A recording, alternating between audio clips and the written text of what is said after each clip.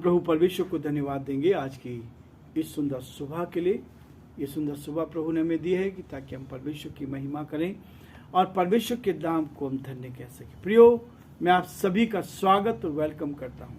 आज की सुबह इस थर्सडे के दिन परमेश्वर ने मुझे और आपको ये अवसर दिया है कि हम फिर से इस परमेश्वर के वचन का अध्ययन कर सकें। और यह धन्य है जो हमें आत्मिक दृष्टि से मजबूत करता है, ताकि हम आत्मा में होकर परमेश्वर की महिमा कर सकें और जो परमेश्वर की इच्छा है उसको पूरा कर सकें। प्रियो, पहला कुरिन्थियों का 7 अध्याय और उसके 15 और 16 पद को मैं आपके सामने पढ़ना चाहूँगा। लिखा है, परंतु जो पुरुष विश्वास नहीं रखता, यदि वे अलग हो तो अलग होने दो। ऐसी दशा में कोई भाई या बहन बंधन में नहीं है। परमेश्वर ने हमें मेल मिलाप के लिए बुलाया है, क्योंकि हे स्त्री, तू क्या जानती है कि तू अपने पति का उद्धार करा लेगी, और हे पुरुष, तू क्या जानता है कि तू अपनी पत्नी का उद्धार करा लेगा। परमेश्वर अपने इस वचन के पढ़े और सुने जाने पर आशीष दे। आमीन। प्रार्थना करेंगे। जीवन की अच्छी आशीषों को देने वाले हमारे उद्धारकर्ता प्रभु, हम बड़े आदर के साथ, दीनता के साथ, नम्रता के साथ आप जैसे महान परमेश्वर के चरणों में झुकते हैं।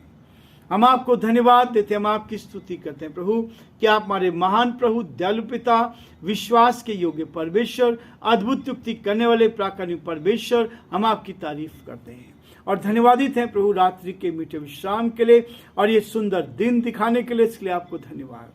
हमारा हृदय आपके प्रति धन्यवाद से भरा हुआ है कि आपने प्रभु हमें इस पृथ्वी पर जीवित रखा, सुरक्षित रखा, आनंदित रखा, ताकि बहुतों के लिए हम आशीष का, आनंद का कारण बन सके।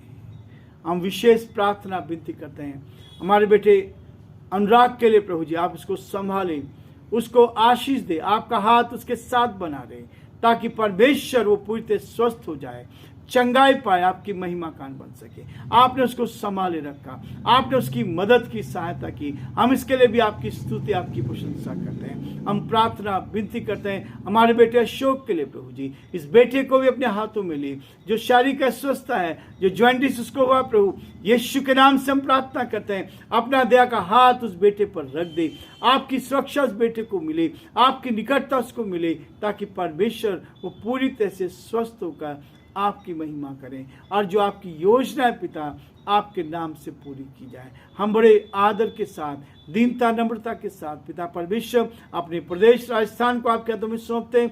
यहाँ के मुख्यमंत्री अशोक गहलोत जी को आपके हाथों में सौंपते हैं। आपका हाथ उन पर बना रहे, आपकी करुणा उन पर बनी रहे, ताकि परमेश्वर वो आगे बढ़ते जाए और बहुतों के लिए आशीष में बने। आने वाले समय प्रभु बड़े कार्य को अपने जीवन में देख पाए और आपके नाम को हम धन्य कह सके। धन्यवाद हो, धन्यवाद हो, धन्यवाद हो प्रभु कि आप दयालु परमेश्वर हैं। धन्यवाद हो परमेश्वर कि आप हमारे महान प्रभु हैं। हम यही चाहते हैं, आप दया कर हमारे देश के लिए, देश के प्रधानमंत्री के लिए, राष्ट्रपति के लिए प्रार्थना करते हैं, उत्तम से उत्तम आशीष से भरपूर करें, ताकि सारी परिस्थितियों में आदर महिमा आपको मिल सके और जो आपकी योजना है वो पूरी की जाए।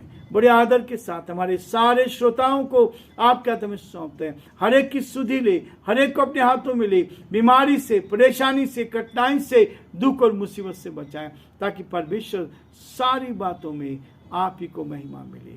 हम बड़े आदर के साथ, दीनता के साथ, नम्रता के साथ इस प्रार्थना को अपने प्रभु, अपने धारकर्ता यीशु मसीह के नाम से मांगते हैं।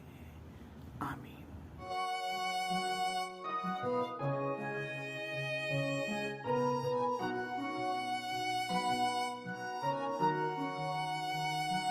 कलवरी के पास खड़ा हो, खून की धारा देखता जा,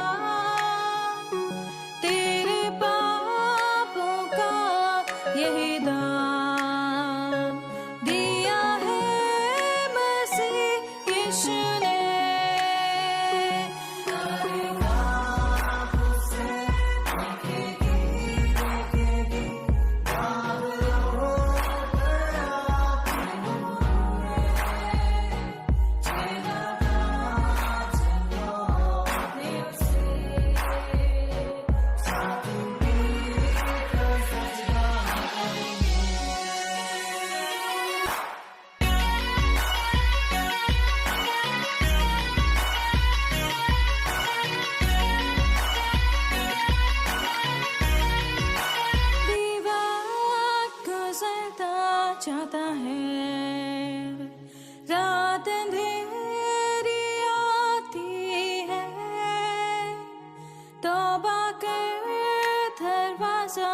होगा बंद।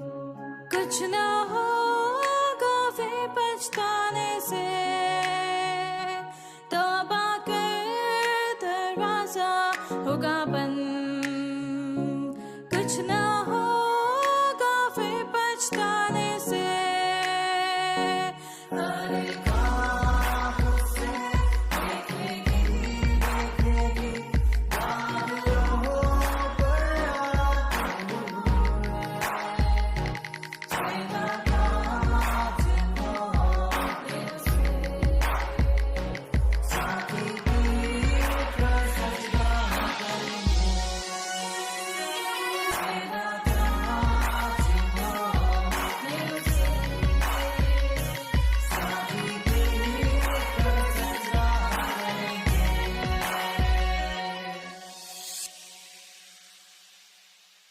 प्रियो, परमेश्वर का वचन हमें हर वचन को आगे बढ़ाने में मदद करता है, ताकि आप एक एक वचन को लेकर आगे बढ़ते जाएं और बहुतों के लिए आशीष का कारण बन सके। वचन में लिखा है, पहला कुरिन्थियों उसका 12 अध्याय उसके 26 पद में कहता है वो, और इस बात को कहता है, परमेश्वर इस बात को कहता है, यदि एक अंग दुख पाता है तो उसके साथ सब अंग दुख पाते हैं।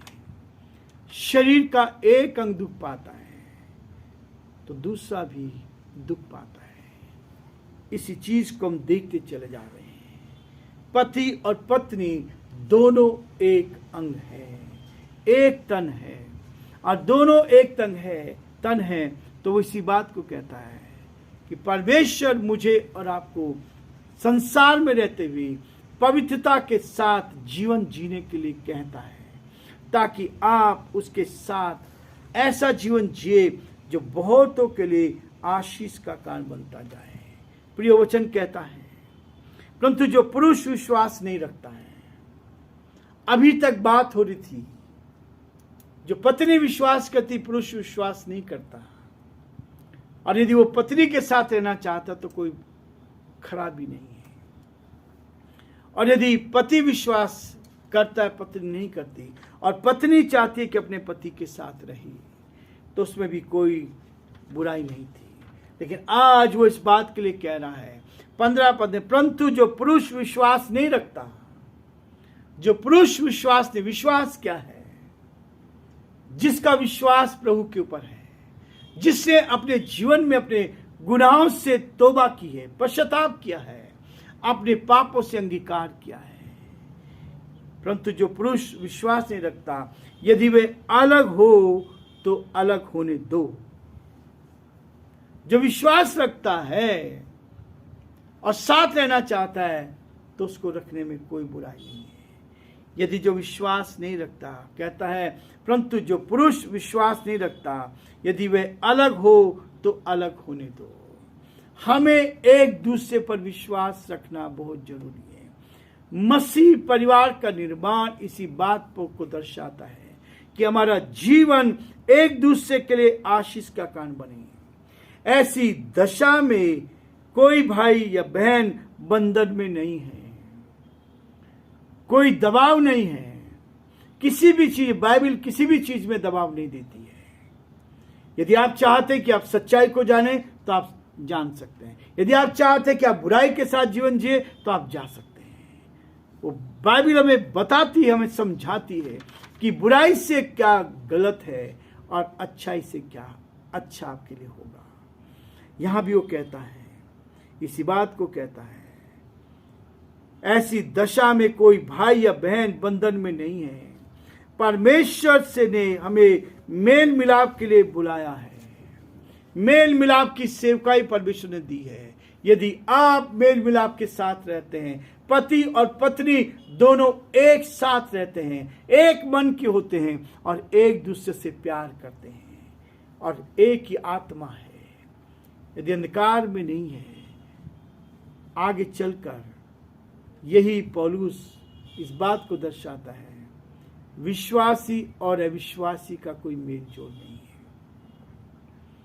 फिर भी यदि अविश्वासी विश्वासी पत्नी के साथ रहना चाहता है तो रह सकता है, लेकिन यहाँ आज वो कहता है, परंतु जो पुरुष विश्वास नहीं रखता, यदि वह अलग हो तो अलग होने दो। ऐसी दशा में कोई भाई व बहन बंधक में नहीं है। परमेश्वर ने हमें मेल मिलाप के लिए बुलाया है। से 16 पद कहता है, क्योंकि हे स्त्री, तू क्या जानती है कि तू अपने पति का उद्धार करा लेगी। कई लोग शादी तो कर लेते हैं कि नहीं, संगति में जाके हम उद्धार करा लेंगे, लेकिन नहीं हो पाता। शैतान ऐसा होने नहीं देता है, बंधन में लेकर आता है, हमें और अधिक बेचैनी में ले आता है, हमें और अधिक परमेश्वर से अलग ले जाता है। और हे पुरुष, तू क्या जानता है कि तू अपनी पत्नी का उद्धार करा सके, चाहे पत्नी हो और चाहे पति हो। यदि विश्वास में नहीं है तो उद्धार हम नहीं करा सकते। जब आप संगति में आएंगे, पहले तो बहुत मीठा करते हैं, बहुत प्यार करते हैं, लेकिन जब सच्चाई का विरोध करने लगते हैं, सत्य के विरोध में चलने लगते हैं, सत्य के साथ नहीं है, और जहां खराबी है वो यही खराबी है कि लोग सत्य को कबूल नहीं करते, सत्य को ग्रहण नहीं करते, बुराई को लेकर वो आगे बढ़ना चाहते हैं। इसलिए प्रियो, आज हम ये रुकेंगे और कल फिर आगे बढ़ेंगे, ताकि प्रभु की महिमा हो और परमेश्वर का नाम ऊंचा किया।